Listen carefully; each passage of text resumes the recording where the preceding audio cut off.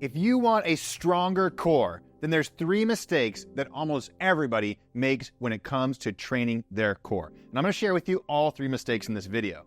Plus, if you want to learn even more than these 3 mistakes, we're going to host a masterclass that teaches beginners how to strengthen their core in a step-by-step format. And the best part is it's 100% free. So make sure you click the link below this video and register for this masterclass because it is a live event that's happening very soon.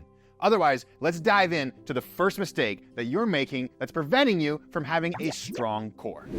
Mistake number 1 is excessive flexion and extension of the spine, doing movements like crunches or movements like sit-ups. Now, these are the common movements that people do to strengthen their core. The problem is, if we excessively flex and extend our spine, we end up wearing down the discs in our spine. And when these wear down, these bones get closer together, and then what happens? Well, all of these nerves back here get pinched. And that's why we end up with lower back pain and SI joint pain. So instead of doing flexion and extension moves like this, you have to do core stability movements that will actually help you strengthen your core safely.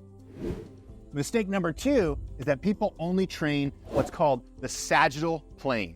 This is the front and backward plane. So even if you do movements like planks, which are more of a functional core movement, better than things like crunches and sit-ups, but you only work your forward and backward muscles, then guess what? You're still not going to get the results that you're after. What you need to do is not just work the sagittal plane forward and backwards, but you have to work the lateral plane, side to side, and then most importantly, the transverse plane, which is rotational in nature. When we work out all 3 planes, it actually strengthens our core and prevents us from getting lower back and even upper back injuries or having bad posture.